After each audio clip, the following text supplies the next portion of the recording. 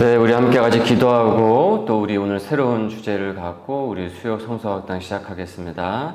은혜가 많으신 주님 감사합니다. 오늘 또 수요 성서학당 시간을 우리에게 마련하여 주시고 새로운 주제로 또 오늘 우리 함께 같이 임하게 하여 주심을 감사드립니다. 인도하시는 우리 성관용 집사님 위에 은혜 부어주시고 또 함께하는 우리 교우들에게 하나님의 넓은 또 사랑과 은총을 더하여 주시고 지혜를 더하여 주셔서 정말 이 시대에 정서적으로 정신적으로 아픔을 겪고 있는 이들을 향한 아픔을 우리가 잘 이해하게 하여 주시고 또한 그 이해를 바탕으로 복음을 들고 그들에게 다가갈 수 있는 지혜의 접촉점을 발견해 나갈 수 있도록 이 시간 위에 우리와 함께하여 주옵소서. 감사합니다. 예수님의 이름으로 기도드립니다. 아멘. 네, 오늘 우리 이제 수요 성서, 오늘은 주제가 이제 세계관이 되겠죠. 그래서 이제 말씀드린 바와 같이 이번 주와 이제 다음 주 이게 새로운 각각의 전혀 다른 각각의 주제를 갖고 이제 또 두 주간 우리 수요 성서 세계관이 시작이 되는데 오늘은 첫 번째 순서로 함을 함께 즐거워하고 함께 울라. 그래서 이 주제를 갖고 우리 선관용 집사님께서 오늘 이제 강의를 이제 맡아 주시게 되겠고요. 크게 이제 1부와 2부로 나눠지게 되는데 첫 번째 1부는 전체 오늘 이 할 주제에 대한 개요적인 부분들을 이제 말씀을 드릴 것이고 2부는 실질적으로 이제 우리가 참여하는 그 예술 활동입니다. 그래서 그건 로비에서 가서 하기 때문에 화면에 이것을 담아내기는 이제 어려워요. 그래서 오늘 저녁에 오늘 이 시간에 참여하지 못하시고 이제 직장 때문에 저녁에 참여하실 우리 교우분들은 아마 1부만 전체적인 개요만 듣게 되실 거고 2부는 이제 뭐 공감적이고 물리적인 그 어려움이 있기 때문에 2부는 이제 화면과 다른 부분에 담아내지는 못하게 되겠습니다. 그래서 이제 양해의 말씀을 이제 구하고 그래서 1부는 이제 선 집사님께서 이렇게 전체 강의를 해주시고 2부는 여기 로비에서 직접 우리가 함께 같이 이 예술 활동, 이 주제에 대해서 어떻게 할지에 대해서 우리 함께 같이 나누는 시간을 갖도록 하겠습니다. 간단하게 그래도 우리 강사 집사님에 대해서 말씀을 드려야 되니까 그래서 오랜 시간 동안 우리 특수 또 교육 분야에서 오랜 시간 동안 교사로서 재직을 하셨고 그 다음에 지금 현재 대학원에서 지금 이 주제를 갖고 지금 공부를 하고 계세요.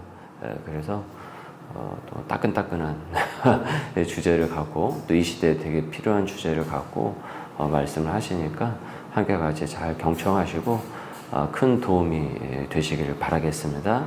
우리 선지사님 나오실 때 우리 환영의 박수로 지금 여기 모이신 분이 한 97명 정도 되는데 3명만 더 오면 100명일 텐데 아쉽네요. 뭐 어쩔 수 없죠 뭐. 네, 그래서 우리 선지사님 나오셔서 그 강의하실 때 우리 97명의 박수로 우리 함께 같이 환영을 하도록 하겠습니다. 귀한 자리에 서게 된 것을 감사드립니다. 주님께 감사드립니다. 저는 오늘 정신적인 고통 속에서 제가 만난 하나님을 전하고자 이 자리에 선 선관용입니다.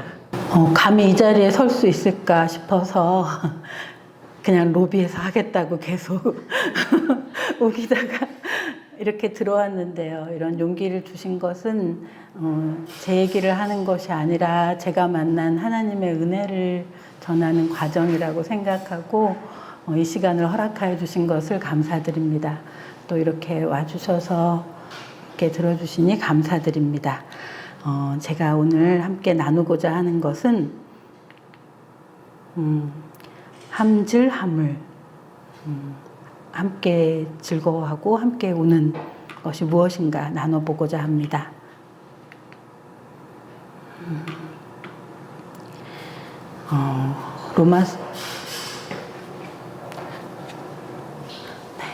즐거워하는 자들과 함께 즐거워하고 우는 자들과 함께 울라. 로마서 12장 15절의 말씀인데요.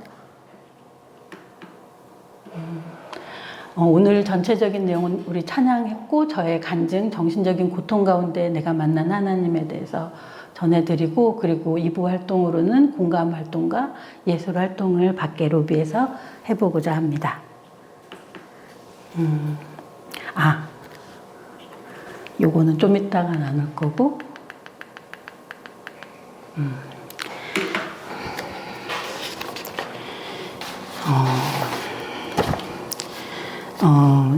이제 제가 만난 하나님을 전하고 싶은데요.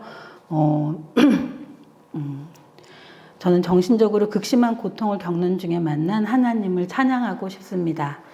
저처럼 우리 가족처럼 정신적 고통을 겪는 분들이 있다면 먼저 겪은 사람으로서 도움을 드리고 싶습니다.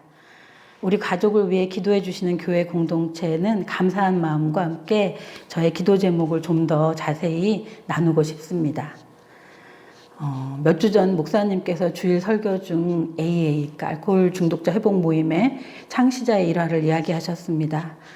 알코올 중독에서 거의 회복되었던 사람이 어느 날 딱 한 잔만이라는 마음이 또 찾아오자 나는 나와 같은 사람을 만나야 돼. 나와 같은 사람을 도와야 해. 라는 결단을 했다고 합니다. 그래서 주변 교회에 전화를 걸었고 10군데 만에 한 사람과 연결이 되었는데 바로 그 사람과 함께 AA를 시작하게 되었다고 합니다. 그 말씀을 들었을 때 저도 무언가 시작해야겠다는 마음이 들었습니다. 마침 수요 성서학당을 한 주 쉰다고 하셔서 제가 해보겠습니다는 했지만 과연 어떤 이야기를 나눠야 할지는 알 수 없었습니다. 그게 한 달 정도 시간이 됐더라고요. 그 사이에 어떤 이야기를 나눌까 그랬는데요. 그냥 제 얘기를 해야겠다. 저는 사랑하는 가족이 정신적, 정서적인 고통으로 어려움을 겪고 있습니다. 그 과정에서 무엇보다 어려웠던 것은 이 어려움을 말로 나눌 수 없다는 점이었습니다. 이 정신질환에 대한, 정신병에 대한 사회적인 인식, 편견이 무서웠습니다.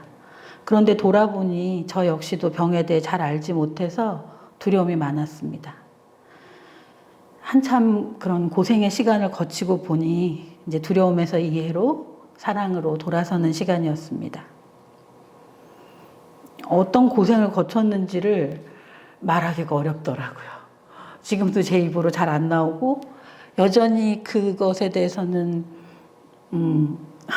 제 안에서부터 검열이 막 많이 있는데요. 그런데 아마 같은 고생을 겪는 분을 만난다면 저는 이런 고생을 했고 좀 그 고생이 덜어지길 바래요. 내지는 당신도 이런 고생을 했군요 하고 말할 수 있을 것 같아요. 그런데 이제 그 과정에서 제가 오랫동안 품고 있던 질문이 있습니다. 이렇게 아픈 가족이 있는데 내가 즐거워해도 될까? 이런 생각이었어요. 사랑하는 가족이 아파서 입원을 하고 아파서 꼼짝도 못하고 누워있고 아파서 예전에 빛나던 모습은 다 잃어버린 것 같은 때였습니다. 그런데 내가 잠시 카페에서 커피 한 잔 마셔도 될까? 그마저도 마음이 내키지 않고 저에게 허락하고 싶지 않았어요. 저 자신도 우울감과 죄책감이 심했던 것 같습니다. 또 이런 고민도 했습니다. 사람이 나를 이해할 수 있을까? 마치 욥이 당하는 고난처럼 한순간에 너무 많은 것을 계속해서 잃어버리고 있는 것 같았습니다. 이 고통에 대해서 나눈다면 결국 욥의 친구들처럼 나를 비난하지 않을까 무서웠습니다. 욥의 친구들은 처음에는 욥의 고통을 보고 함께 울지만 도대체 이 고통이 어디서 오는지 어떻게 해야 할지 자기 나름의 해석을 하며 욥에게 비수를 꽂습니다. 물론 저는 의인이 아닙니다. 죄인입니다. 감히 욥처럼 하나님 앞에 정직한 사람이라고도 할 수 없습니다. 가족들이 겪는 고통 가운데서 저는 하나님을 만났고 하나님 앞에서는 울 수 있었습니다. 그렇게 눈물이 많이 났습니다. 특히 시편을 읽을 때 말로 할 수 없었던 제 마음을 이렇게 표현하는구나 하고 느꼈습니다. 다윗도 그랬구나 하고 느꼈습니다. 그러나 다윗은 탄식만 하지 않았습니다. 항상 하나님을 찬양했습니다. 저도 그렇게 하고 싶었습니다. 오늘 그렇게 해보고자 이 자리에 섰습니다. 이런 용기를 주신 주님께 감사드립니다. 그런데 하나님이 계신데 왜 이런 고통이 있는 거지? 라는 질문과 하나님만이 나를 이해하시고 인도하신다는 마음 사이를 왔다 갔다 하는 나날이었습니다. 그런 제가 하나님 앞으로 한 발짝 더 다가가게 도움을 준 것은 믿음의 사람들이었습니다. 함께 기도하고 함께 성경을 읽고 한결같은 태도로 대해주신 공동체 분들이었습니다. 그러는 사이에 우리 가족은 병으로 인한 고통은 있을지라도 서로 더 아끼고 사랑하는 사이가 되어가고 있습니다. 이제 함께 좋아하는 음식을 먹을 때 감사하고 함께 야구 보는 시간을 즐기고 가끔 산책하는 시간, 이야기 나누는 시간을 즐겁고 귀하게 여기게 되었습니다. 함께 즐거워하는 사이가 된 거죠. 그전에는 그렇지 못했던 것 같아요. 각자 따로따로 잘 지내고 있다고 생각했던 그 순간이 사실은 각자 따로따로 연결되지 못하고 외로웠던 시간이었던 것 같아요. 그런데 지금은 함께 즐거워하는 사이가 됐고 이제는 따로 즐거운 시간도 갖습니다. 이제 무슨 일이 일어날 것만 같아서 집 밖에도 못 나가고 저도 그냥 늘 집에만 있던 때도 있었는데요. 이제는 제 일을 하러 다녀옵니다. 함께여도 즐겁고 따로 있어도 즐거울 수 있게 되었습니다. 함께 우는 건 어떨까요? 이제는 정신적 고통이 무언지 조금은 느끼게 되었습니다. 정신적인 고통은 보이지 않는 것이라 처음에는 낯설고 굉장히 두려웠습니다. 제가 잘 짐작할 수 없는 것이었고 깊이 알고 싶지 않았습니다.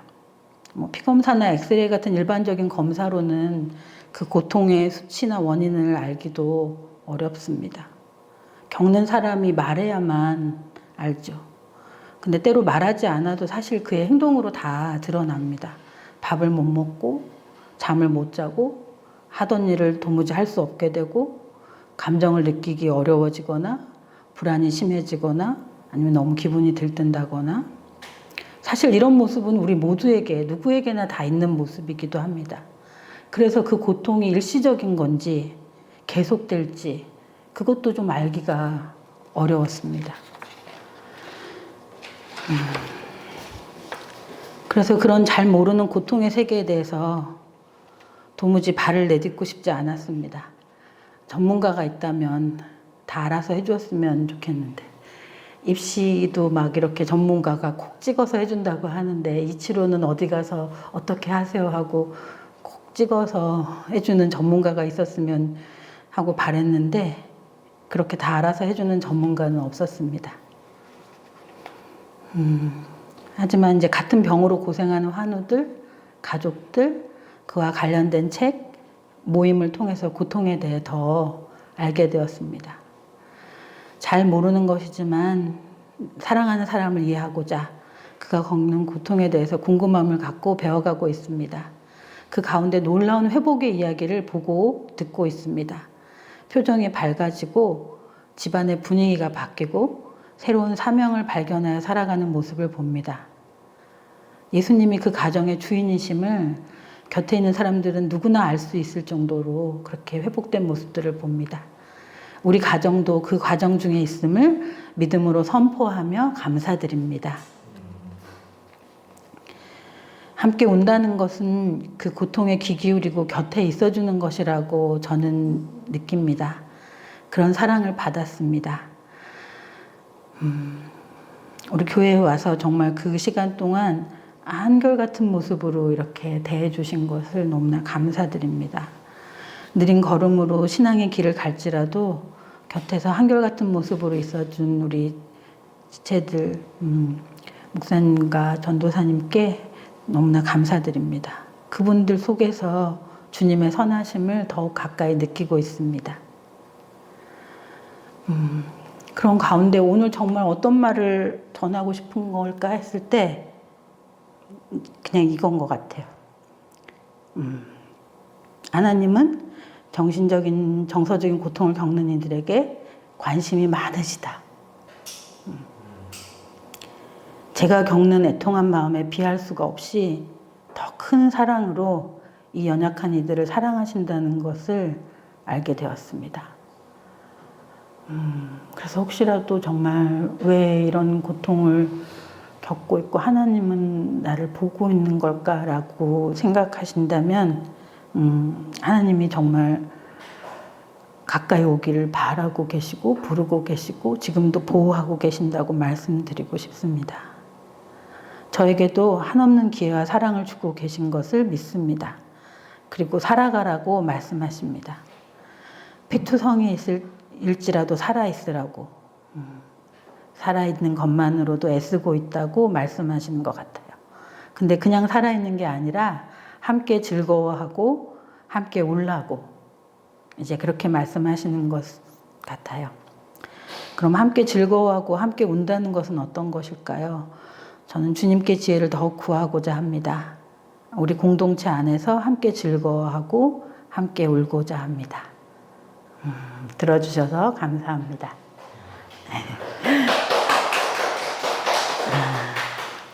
그리고 이제 제 이야기와 함께 제가 그동안 공부해 봤던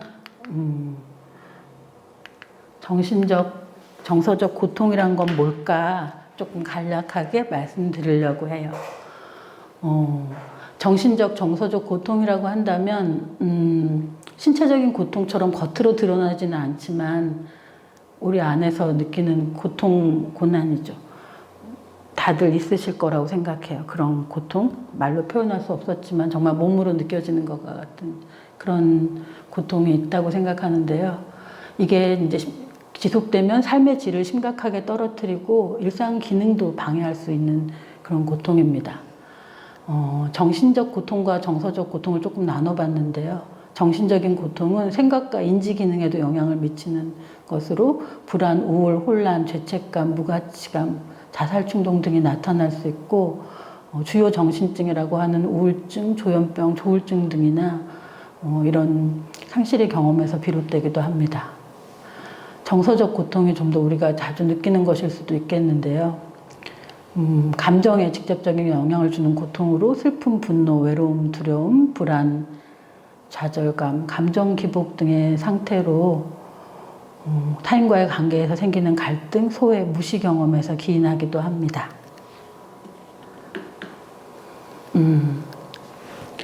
그런 정서라는 건 보통 우리가 누구나 갖고 있고 겪을 수 있는 것인데 그것이 고통의 형태로 너무 심해졌을 때 어려움이 있는 것 같아요. 그 정신적, 정서적 고통의 어떤 특징이라고 한다면 몸에 나타나는 외상과 다르게 보이지 않는다는 거. 겉으로 드러나지 않아서 이해받기 어렵죠. 그래서 게을러 보인다거나 사람이 이상해 보인다거나 뭐 의지를 갖고 좀 해보면 될 텐데 이렇게 오해받기 쉽고요. 복합적인 영향은 내적으로 일어나는 일이지만 관계에도 영향을 미치고 신체 건강에도 영향을 미치고 그 사람의 생각이나 행동이나 감정도 좀 왜곡될 수 있는 등 삶의 다양한 영역에 좀 파급력을 미칩니다. 그래서 이것이 적절히 다루어지지 않으면은 심리적인 병리로 발전할 수 있는 지속 가능성이 있다는 점에서 초기에 도움을 받을 수 있으면 훨씬 회복도 좋습니다. 또한 관계적인 차원에서 어려움을 미칠 수 있는데요. 공감받지 못할 때 고통이 더 심해지고 반대로 공감받을 때 회복 가능성은 높아집니다. 이런 정신적, 정서적 고통을 회복을 위해서는 그냥 한 가지 요소만으로 되는 게 아니라 크게 4가지 영역, 심리적, 신체적, 환경적, 영적인 영역이 모두 서로 맞물려서 갈 때 더 회복이 좋습니다. 심리적으로는 감정과 생각을 인식하고 표현하며 왜곡된 신념을 회복하는 과정이 되겠는데요.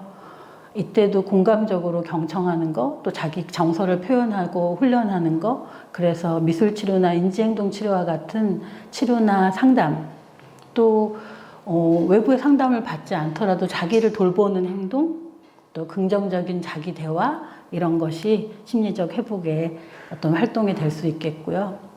2번째는 신체적 회복인데요. 사실 정신적, 정서적 고통이지만 어떻게 보면 신체적인 회복이 아주 중요한 요소일 수 있습니다. 몸과 마음은 연결되어 있어서 몸이 회복될 때 마음도 안정됩니다. 충분한 수면, 규칙적인 식사, 가벼운 운동, 호흡, 걷기, 햇볕 쬐기, 그리고 필요하다면 약물 치료를 병행하는 것이 특히 주요 정신증의 경우에는 아주 필요합니다. 사실 수면이 깨지고 식사가 어렵고 움직이기가 어려운 상태인데 그것을 하나씩 아주 작은 거 하나라도 해내는 거, 그게 회복에 아주 큰 도움이 됩니다. 그리고 환경적으로는 안전하고 지지적인 관계의 공간이 회복의 기반이 됩니다. 아까 그렇게 관계에 영향을 많이 미친다고 했는데요. 비난하지 않고 들어주는 사람이 한 사람만 있다면, 우리나라의 자살률이 굉장히 높고, 그런데 정말 딱 한 사람만 있으면 그 사람이 살 수 있다고 하잖아요. 혹은 정말 어려울 때 전화해서 잠깐 5분만 들어줘도 그 어려운 충동이 지나간다고 해요. 그런 환경적인 회복이 갖춰질 수 있고 지지하는 공동체가 많이 있을수록 좋은데요. 교회나 가족, 지역사회 같은 지지적인 공동체, 그리고 아주 어려울 때는 외부 스트레스를 줄이는 환경을 조성하는 게 중요해서요. 그래서 이제 입원을 하는 이유가 크게는 이런 외부 스트레스를 줄이는 환경으로 가는 것으로 볼 수 있습니다. 또 의료진의 도움도 받을 수 있는 곳이고요. 그리고 네 번째는 영적인 회복인데요. 정말 중요한 요소인 것 같아요. 우리 삶의 고통을 하나님의 시선으로 해석하고 의미를 발견하는 과정이고, 그것은 우리가 지금 하고 있는 것처럼 기도하고 말씀 묵상하고 예배드리면서 나를 알고 계시고 사랑하시는 하나님과의 연결, 이 과정이 그래서 고통이지만 축복이 되는 과정인 것 같아요. 그 속에서 하나님을 만날 때 정말 말할 수 없이 어려운 고통이고, 어떤 분은 회복되기도 하고 어떤 분은 그 고통과 좀 오래 지나가기도 하지만, 그 과정에서 이 영적인 회복이 함께 이루어질 때 또 축복으로 이루어지는 것 같습니다. 그래서 이런 도움받을 수 있는 기관이나 단체나 굉장히 또 많더라고요. 제가 잘 몰랐을 때는 너무 도움받을 수 있는 데가 없는 것 같아 했는데 지나고 보니까 많이 있어요. 그래서 혹시 이렇게 보시면 지금 이 일을 겪고 있지 않으시더라도 주변에 이런 분들이 계시다면 오늘 자료를 보시면서 한번 생각나실 때 권해 주실 수 있을 것 같아요. 국립정신건강센터에서는 매월 1회 가족교육이 열리는데요. 거기서 약물의 이해나 재활기관의 소개나 회복 당사자 이야기 등을 하고 있어서 직접 가서 들으면 굉장히 많은 도움을 받을 수 있고요. 국립정신건강센터 내에 동료 지원실이 있어요. 그래서 언제든지 찾아가서 회복된 당사자에게 이야기를 들을 수 있고 또 전화로도 상담을 할 수 있는 공간이 있고요. 또 좋은의 마음약국은 제가 굉장히 도움을 많이 받은 곳인데요. 선교사님 자녀로 두 자녀가 조울을 겪고 있는데 큰 아드님이 이제 이것을 가지고 내가 해봐야겠다. 내가 이것을 더 알리고 돕는 일을 해봐야겠다 하면서 만든 곳인데, 조울, 조연, 기분장애 관련 다양한 콘텐츠가 있어서 유튜브로 접근하기 쉽고, 또 카카오톡 찾으시면은 개인 상담도 가능하고, 또 이 매주 주일 4시에는 온라인 예배도 드리고 있습니다. 그 외에도 아주 오랫동안 활동해온 심지회, 한국조현병 회복협회가 있는데 이곳에서도 교육도 매월 열리고 있어요. 그리고 가장 우리가 가깝게 접할 수 있는 곳은 정신건강복지센터예요. 구마다 있으니까 각 지역의 정신건강복지센터에서 다양한 회복 프로그램을 접할 수 있고, 또 소개해드리고 싶었던 건 전국민 마음투자 사업으로 우울, 불안 등 정서적인 어려움을 겪는 국민에게 전문 심리 상담 서비스를 제공하는 것인데요. 총 8회 최소 50분의 전문 심리 상담을 1:1 대면 방식으로 제공해서 상담비가 8만 원이다 그러면 본인 부담금은 2만 원 정도, 나머지는 이제 지원해 주는 것인데, 신청은 주민센터에서 방문 신청하고 필요한 서류가 있을 수가 있고 예산이 소진되면은 하지 못한다고 해요. 하지만 이런 좋은 또 제도가 있으니까 잘 이용할 수 있으면 좋겠습니다.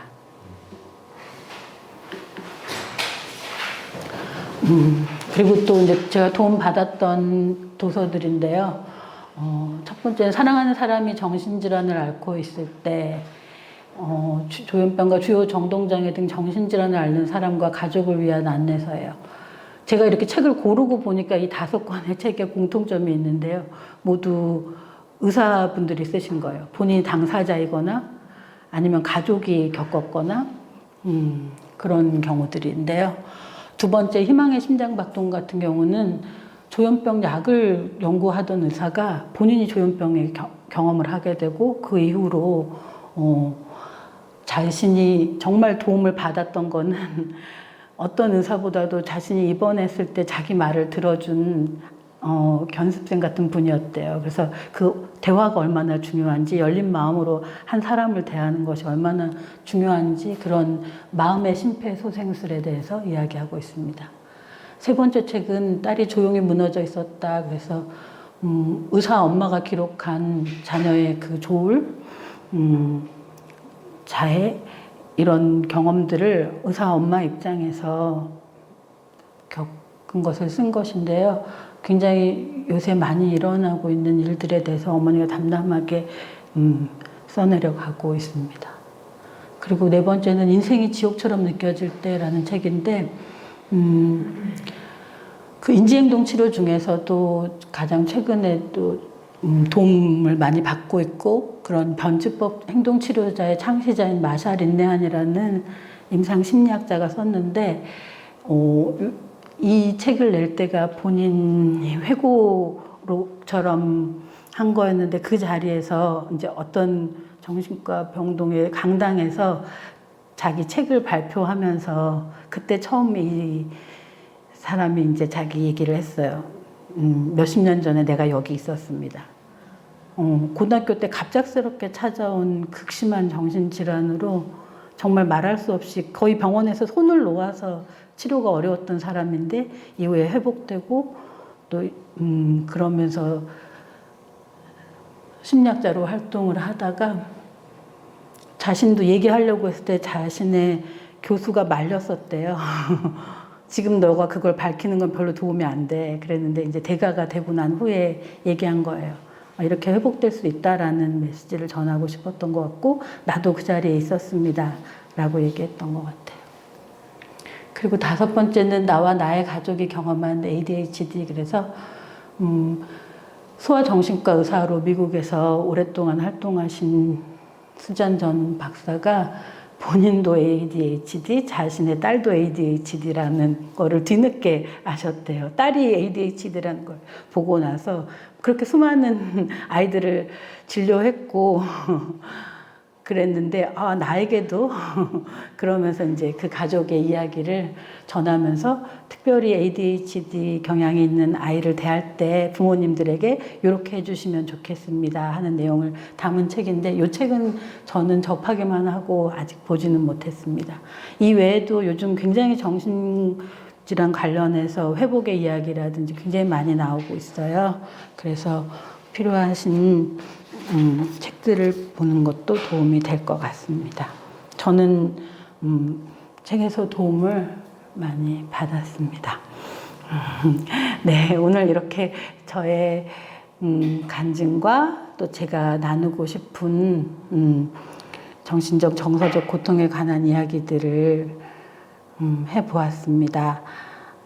잠시 후에는 밖에 나가서 간단한 정말 공감이 정말 중요하다고 했는데 공감이 어떤 걸까 우리 같이 경험해 보는 시간을 가졌으면 합니다. 감사합니다.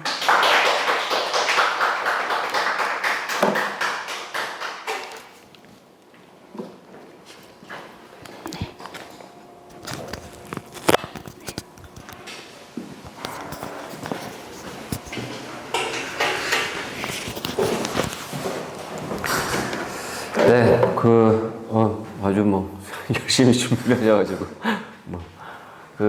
아주 내용이 다 알차고 지금 이 시대가 다 겪고 있는 그 어려움들, 또 가정 안에 있는 그 어려움들을 때로 또 이제 잘 체화하셔서 말씀해 주셔서 너무 감사드리고, 제가 오늘 집사님 그 일부 지금 이제 강의하면서 들으면서 많이 느꼈는데, 오늘은 이제 첫 시작으로 우리가 이렇게 시작을 하지만 좀 나아가서 좀 이런 부분들이 잘 이렇게 그 우리 교회 사역으로 잘 확장이 되어서 좀 이 주변에 분명히 이 아픔을 겪고 있는 세대들이 굉장히 많이 있을 거거든요. 근데 말은 또 못하고 또 말을 털어놓을 수 있는 사람도 없고, 그래서 속에서 계속 끙끙거리고 있는 가정들이 굉장히 많을 거예요.